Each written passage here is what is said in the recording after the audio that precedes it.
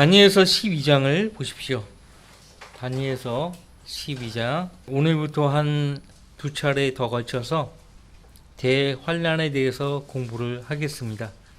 요한계시록도 그 대환란의 사항을 여러 관점으로 기록을 하고 있죠. 7봉인, 7나팔, 7호리병, 또 그 사이에 적그리스도, 짐승을 다루고 있는데요. 요한계시록 13장은 삽입장입니다. 삽입장. 짐승을 다루고 있는 요한계시록 삽입장인데, 짐승은 대환란 때에 나타나서 활동을 할 것인데요. 지금 제가 읽고자 하는 다니엘서 12장 1절 말씀은 이미 예수님께서 마태복음 24장에서 인용하신 말씀이기도 합니다. 다니엘서 12장 1절 말씀, 그때에 미카엘이 일어서리니 이는 내 백성의 자손을 위하여 일어서는 위대한 통치자라. 그래서 이스라엘 백성들이 공경에 처할 때, 영적으로 위기에 처할 때마다 천사장 미카엘이 출동을 하는 것이에요. 출동을 해서 그 백성을 보호하죠.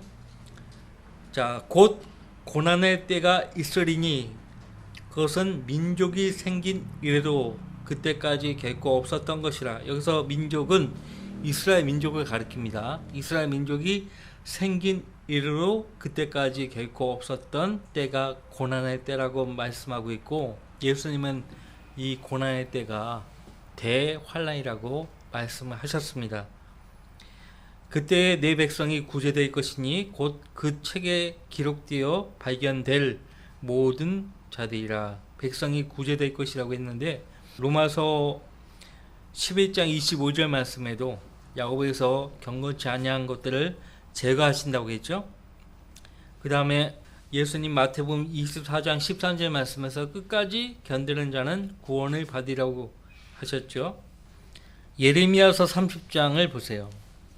대환란하면 방금 읽었던 다니엘서 12장 1절 말씀과 예레미야서 30장 꼭 기억하셔야 돼요. 꼭 알고 계셔야 돼요. 예레미야서 30장 4절 말씀부터 9절까지 제가 받들어 읽습니다.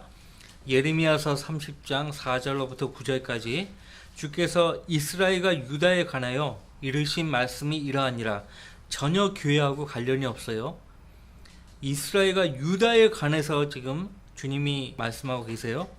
주가 이같이 말하노라. 우리가 떨림과 두려움의 목소리를 들었으나 화평의 목소리는 아니었느니라. 너희는 이제 물어보라. 아이로 진통하는 남자가 있는지 물어보라. 내가 보니 마치 진통하는 여인처럼 남자들이 각기 자기 손으로 허리를 짚고 모든 얼굴들이 창백하게 변한 것은 어쩐 일이냐. 보통 일이 아니죠. 슬프도다. 그날이 크므로 어떤 때도 그와 같지 않나니 그날은 야곱의 고난의 때라. 다니엘서 12장 1절에 고난의 때라고 했죠. 근데 그 고난의 때가 누구와 관련된 고난의 때인가 하니까 예레미야서에는 야곱의 고난의 때라고 했어요. 야곱의 고난의 때. 야곱은 뭐예요? 야곱에게 하나님이 이름을 이스라엘로 바꿔주셨죠. 그죠? 야곱은 12 아들을 낳았잖아요. 야곱에게서 12 아들이 태어났잖아요. 그 12지파로 구성된 민족이 이스라엘이에요. 이스라엘. 그 이스라엘 백성이 고난받는 때가 대환란이에요. 그러나 그는 그 고난에서 구원을 받으리라. 그러니까 대환란을 통해서 그 이스라엘 백성을 완전히 진멸하시기 위한 것이 아니에요. 대환란을 통해서 그들을 징계하시고 그들에게서 잘못된 것들, 더러운 것들, 죄악들, 그것을 제거하시기 위해 이 고난의 때를 허락하신 것이에요. 자, 우리 신약 성도들도 환난을 받고 살죠. 고난을 받고 살죠. 역경과 시련들 받고 사는데 그런 고난이 아니에요. 네, 대환란 때는 그런 때가 아닙니다. 그러니까 왜 이스라엘 백성들을 이렇게 호떡하게 다루셔야 하시는가 하니까 구약 성경의 역사를 통해서 보면 아는 거예요. 하나님께서 매 때마다 선지자들을 보내셨잖아요. 처음 선지자가 모세였거든요. 그 다음에 재판관계에 오면 재판관들을 보내셨어요. 마지막 재판관이 누구예요? 사무엘이에요. 그는 또 선지자이죠. 자, 사무엘이 살아있을 당시에 그 백성이 어떻게 했습니까? 아버지 하나님을 계속 진노케 했죠. 진노했어요. 심지어는 다른 민족들처럼 우리에게도 왕이 필요하다고, 왕을 달라고 그렇게 요구했었죠. 아버지 하나님을 거부했어요. 하나님께서 선자들을 계속 보내셨음에도 불구하고 선자 말을 듣지 않죠. 하나님께 돌이키지 않아요. 그래서 그의 아들 예수 그리스도를 보내셨어요. 예수님께서도 마태복음에서 말씀하셨지만 상속자라고, 그래서 죽였죠. 예수님을 죽였어요. 십자가에 못 박아 죽였어요. 왕이신 아들 하나님을 거부한 거예요. 아버지 하나님을 거부했고 아들 하나님을 거부한 거예요. 그리고 사도행전에서도 하나님께서 자비를 베푸시죠. 계속 그 백성들을 돌아오게 하시려고. 스데반 집사가 말씀을 전파했을 때 그들은 어떻게 했습니까? 스데반을 통해서 증거하는 성령 하나님의 말씀을 거절한 거예요. 아버지 하나님, 아들 하나님, 성령 하나님을 다 거절한 거예요. 그 거절한 대가가, 그 죄에 대한 대가가 무엇인가 하니까, 교회 시대 때는요 2000년 넘게 유랑 생활을 하잖아요. 자기 본토로 돌아가지도 못하고 떠돌이 생활을 하는 거예요. 지금도. 근데 그들이 이제 조만간 본토로 돌아간다고요. 예언하신 말씀대로 본토로 돌아가요. 본토로 돌아가서 대환란을 겪는 거예요. 근데 이제 이방인의 때가, 지금 이방인의 때잖아요. 이방인들의 때가 끝날 무렵 그 유대인은 회심하지 않은 채 방금 말했던 대로 그들의 땅으로 돌아오는 거예요. 이스라엘 땅으로 돌아오는 거예요. 예루살렘에 모이는 거예요. 그것이 에스겔서 20장에 나오는데요. 에스겔서 20장 보세요. 이 대환란에 대한 교리를 모르면은 성경을 덮어놓고 있어야 돼요. 덮어놓고 있어야 된다고. 에스겔서 20장 보세요. 34절부터 38절, 33절 말씀부터 볼게요. 주 하나님이 말하노라. 내가 살아있는 한 능한 손과 편팔과 진노를 부음으로써 내가 반드시 너희를 다스릴 것이요, 또 내가 능한 손과 편팔과 진노를 부음으로써 그 백성으로부터 너희를 인도해 낼 것이며 너희가 흩어져 있는 나라들로부터 너희를 모으리라. 흩어져 있는 나라들로부터 누가 모으신다고요? 하나님께서. 누구를? 그 백성들을 모으리라. 내가 너희를 백성의 광야로 데려오리니 내가 거기서 너희와 더불어 대면하여 변론하리라. 무슨 말이야? 너희 조상 때부터 너희는 나를 거절해 왔어. 버리장머리를 완전히 뜯어 고치는 거죠. 대환란 통해서. 그 옛 조상, 이집트에서 나온 그 조상들이 어떻게 했습니까? 40년 동안. 사실 이집트에서 나와가지고 그 약속의 땅으로 곧바로 들어갈 수 있어요. 근데 못 들어갔잖아요. 40년 동안 그 카데스 바네아에서의 반역으로 화근이 되어서 40년 동안 광야 생활을 해야 했다고. 그냥 광야 생활이 아니에요. 왜? 하나님이 혹독하게 그들을 다루시는 거예요. 다루신 거예요. 근데 그 잘못된 DNA가 그 후손들에게 고스란히, 그 버리장머리가 완전히 고쳐져야 되는데 고쳐지지 않은 상태에서 들어간 거예요. 약속의 땅에. 하나님이 변론하시겠다고. 내가 너희와 더불어 변론하리라. 36절, 내가 이집트 땅의 광야에서 너희 조상들과 더불어 변론한 것 같이 내가 너희와 더불어 변론하리라. 주 하나님이 말하노라. 37절, 또 내가 너희를 막대기 아래로 지나가게 할 것이요 내가 너희를 언약의 속박으로 데려와서 막대기 아래로 지나가게 한다는 말은요, 막대기가 나오잖아요. 징계하신다는 얘기예요. 다른 말로 하면 고난의 때를 통해서 너희를 다루겠다는 말이에요. 막대기 아래로 지나가게 할 것이요 내가 너희를 언약의 속박으로 데려와서 너희 가운데서 나를 거역한 자들과 나를 거슬러 범죄한 자들을 제거하리라. 내가 그들이 기거하던 나라에서 인도하여 낼 것이나 그들은 이스라엘의 땅에 들어가지 못하리라. 너희는 내가 주인 줄 알리라. 그러니까 약속의 땅에 들어가지 못할 유대인들도 있을 것이에요. 그 유대인들이 누구냐? 아인슈타인 같은 사람이에요. 야, 하나님께서 우리 인간을 창조하셨다면 왜 인간을 이렇게 혹독하게 대우하시느냐? 그런 하나님이라면 난 안 믿겠다. 그런 유대인들도 있거든요. 대표적인 사람이 아인슈타인이에요. 그런 유대인들은 아예 그 땅에 못 들어가는 거예요. 여기 이렇게 말씀하고 있어요. 유대인이라고 다 들어가는 거 아니에요. 못 들어가는, 출입금지.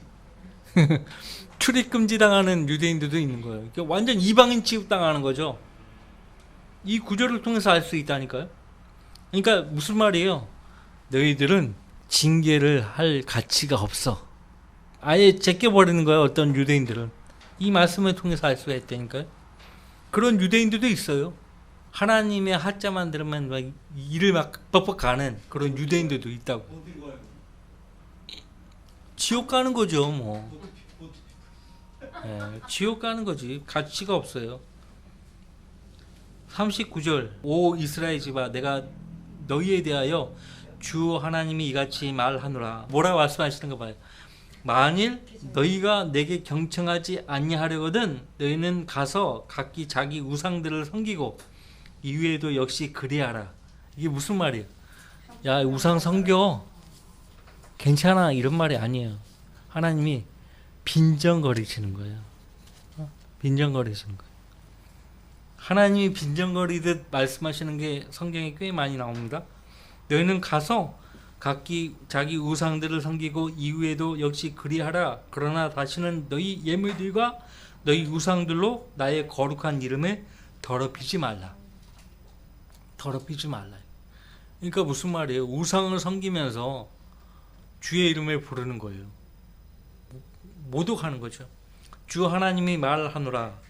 내 거룩한 산과 이스라엘의 높은 산에서 이스라엘의 온 집과 그 땅에 있는 그들 모두가 나를 섬기리라. 거기에서 내가 그들을 기꺼이 받아들일 것이며 거기에서 내가 너희 재물과 너희 예물의 첫 예물들을 너희 모든 거룩한 것들과 더불어 요구하리라. 내가 너희를 그 백성들로부터 인도하여 내고 너희가 흩어져 있는 그 나라들에서 너희를 모을 때 나는 너희의 향기로운 냄새와 더불어 너희를 받아들일 것이요 또 나는 이방 앞에 너희 안에서 거룩하게 되리라.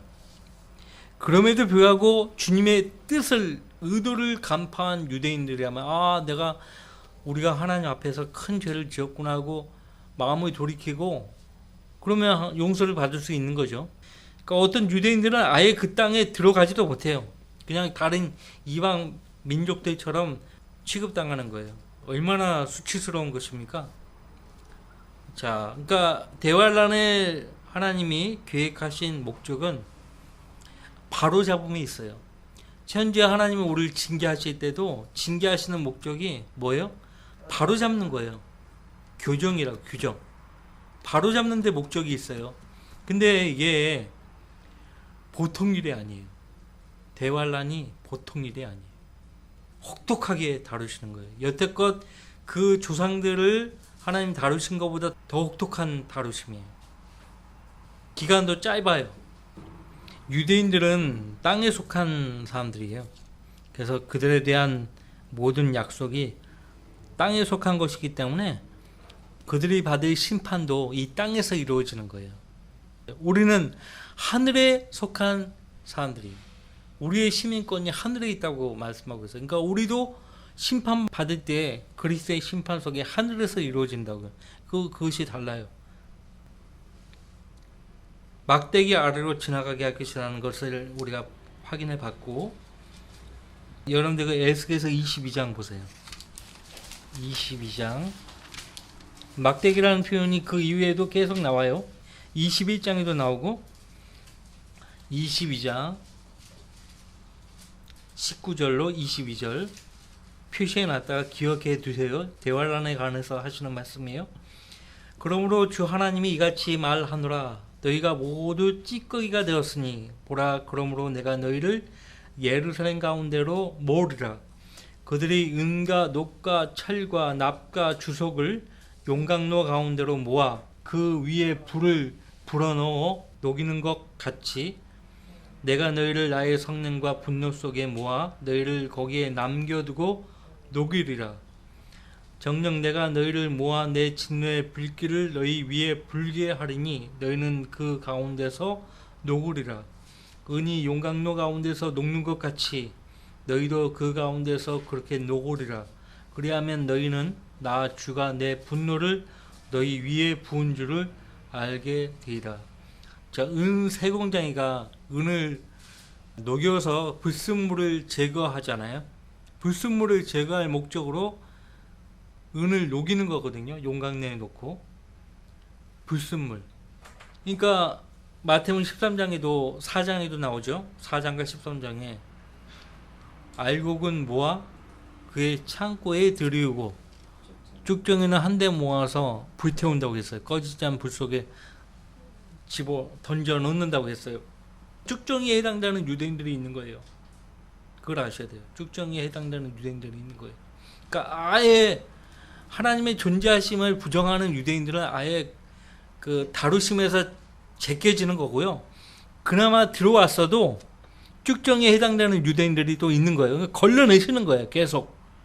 무슨 말인지 아시겠죠? 걸러내시는 거예요. 여러분들 이사야서 66장 보세요. 이사야서 66장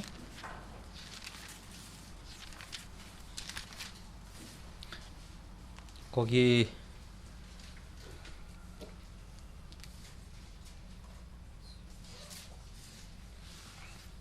5절 말씀부터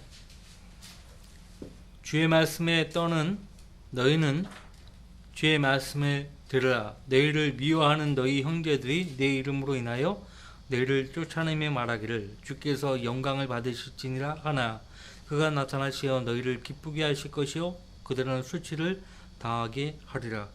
성읍에서 시끄러운 소리가 성전에서 음성이 들리니 그의 원수들에게 보응하시는 주의 음성이로다.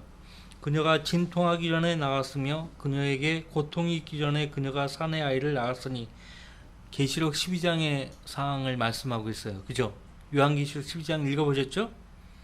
8절 누가 그러한 일을 들었으리요? 누가 그러한 이들을 보았으리요? 땅이 하루에 생겨날 수 있으며 한 민족이 순식간에 태어나겠느냐? 그렇다 이거죠.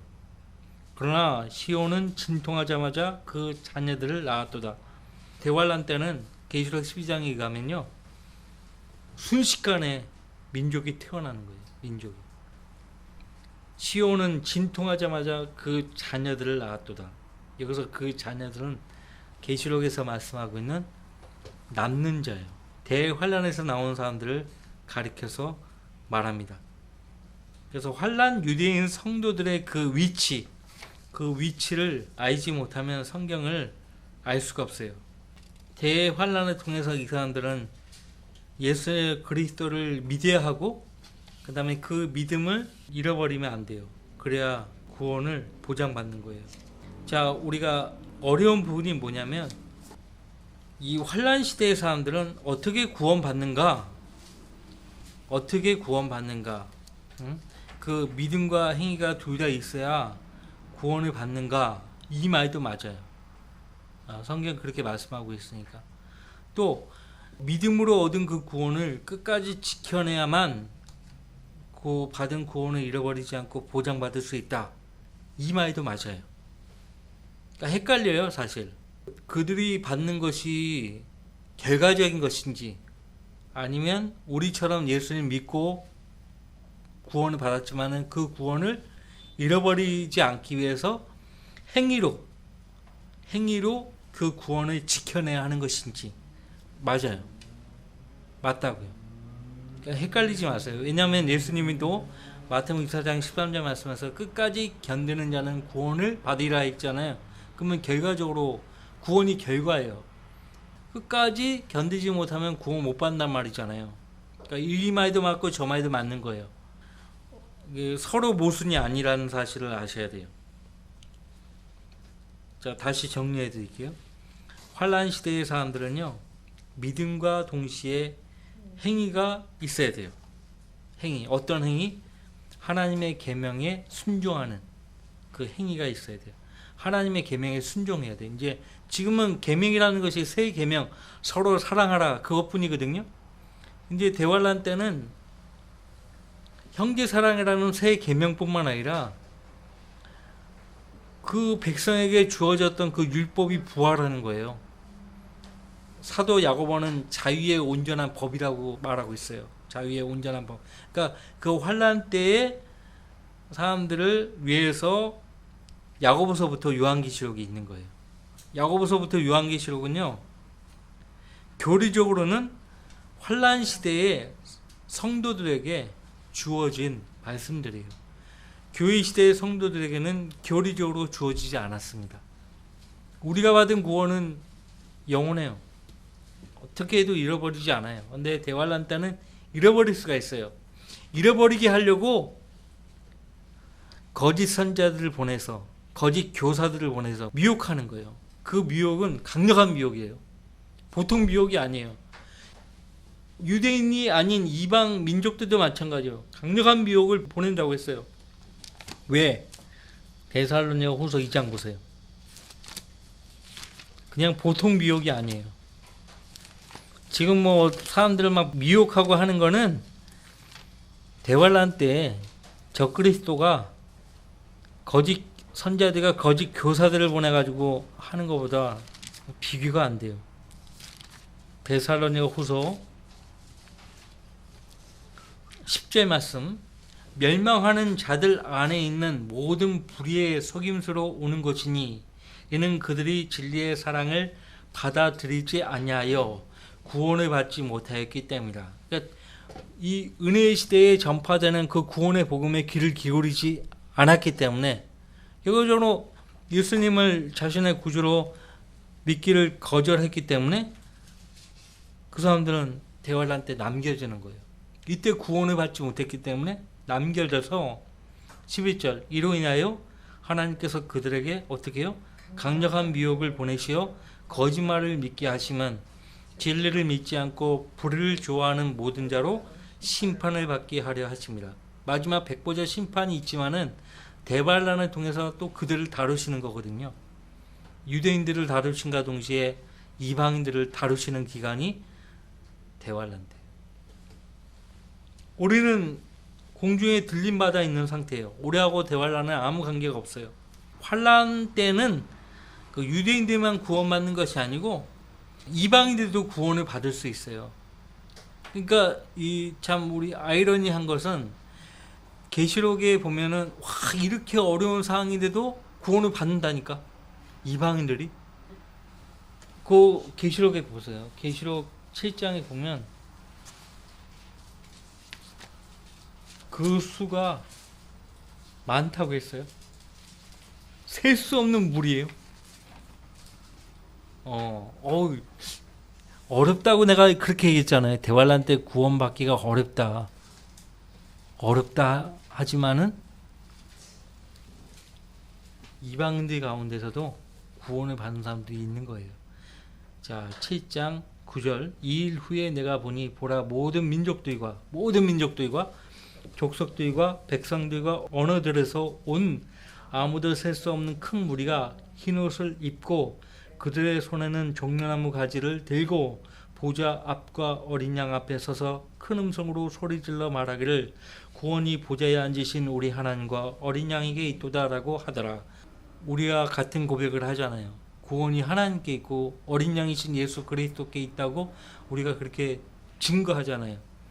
여기서 모든 민족들과 족속들과 백성들과 언어들에서 온 아무도 셀 수 없는 큰 무리란 대환란 때 구원받을 이방인들을 가리켜요. 이방인 성도들. 그러니까 우리가 계시록에 보면은 어떻게 이런 상황에서도 구원을 받을 수 있을까? 적을 것이다. 하지만은 자, 지구에 지금 살아가고 있는 사람들이 얼마나 많습니까? 70억이잖아요, 지금 현재. 그 가운데도 셀 수 없는 큰 무리가 유대인 편에 설 것이라는 것이. 유대인 편에 설 것이. 이집트에서 나올 때도요, 그 섞여 사는 무리가 나왔다고 했어요. 이집트인들이 나온 거예요, 이집트인들. 그 10가지 재앙들을 보고, 아, 하나님 살아계시는구나. 하나님 살아계시는구나 하고 따라 나온 거예요, 그 사람들이. 문제는 그들이 광야 때 제일 먼저 불평을 먼저 토로했었죠. 어쨌든 대환란 때도 이방인들이 구원을 받을 것이라고 말씀하고 있습니다. 그래서 믿음과 행위가 둘 다 있어야만 구원을 받고 또 그 구원을 잃어버리지 않는다는 거예요. 그래서 환란 때의 사람들은요, 강력한 이 미혹을 피해야 합니다.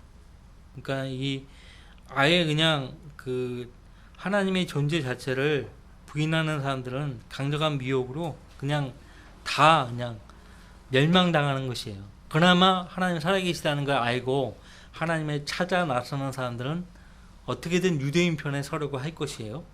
그래서 예수님이 분별할 수 있는 기준을 제시했는데, 그러므로 너희는 그 열매들을 보고 나무들을 알게 되리라. 열매들을 보라. 거짓 선자들과 거짓 교사들이 내는 열매들은 분명히 옛 선자들과 다를 것이란 말이에요. 그것을 분별을 하고 미혹당하지 않을 수 있는 거예요. 그래서 대환란 때에 구원받을 수 있는 조건은 예수 그리스도를 믿는 것이에요.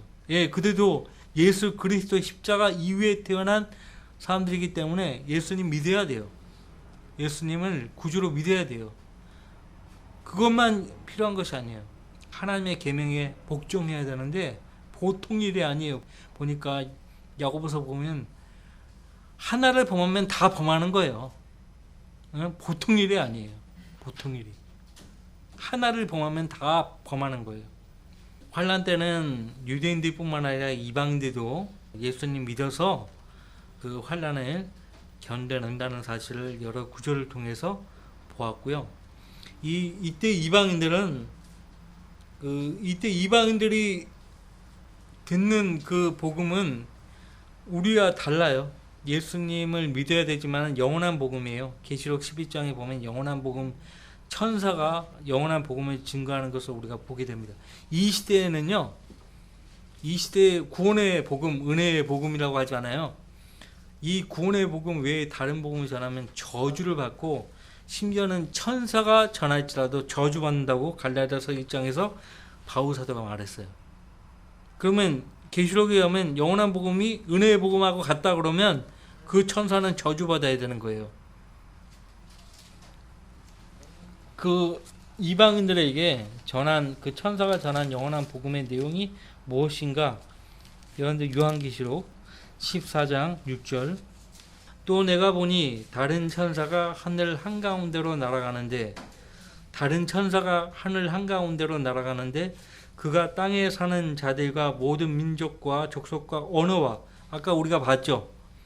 셀 수 없는 큰 무리가, 아무도 셀 수 없는 큰 무리가 어디서 온 무리라고요? 모든 민족과 족속과 언어들에서 온 사람들이라고 했잖아요. 언어와 백성에게 전할 영원한 복음을 가지고, 그러니까 이방 민족들이에요.